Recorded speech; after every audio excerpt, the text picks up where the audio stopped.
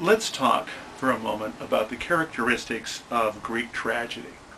Now, this is the kind or representation of, kind of scary, isn't it, of the kind of mask that the actors in Greek tragedies wore 2,500 years ago.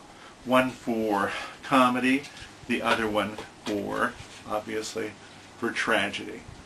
Now, the plays were performed in a summer festival in which usually several tragedies each summer were performed, followed by a series of comic farces. And the playwrights would compete to produce the best tragedies. The best known and the most often winning of these playwrights was the man known to us as Sophocles. Sophocles produced a cycle of plays, very famous ones, among them Oedipus the King and the play that we're going to read, Antigone. Now, the characteristics of these plays were set forth in the Poetics of Aristotle. And according to Aristotle, these plays had to have certain qualities. The first was that they had to be about important people. They had to be about kings and queens and princesses, so that we would know how important it was when these people had to fall.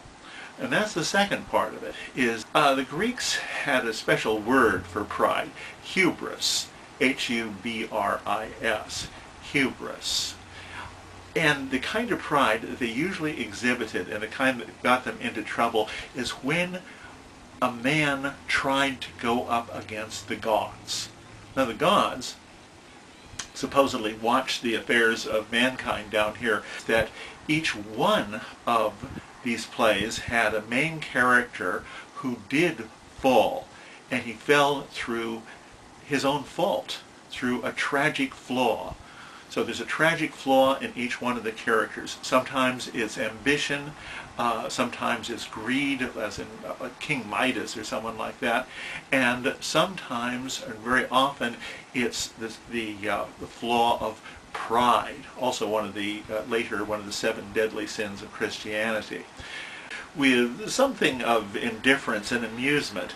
But when a mere human being, a king for example, went up against him, they had very subtle yet terrible ways of crushing him. And when the gods crushed that person, that was often the subject of a Greek tragedy.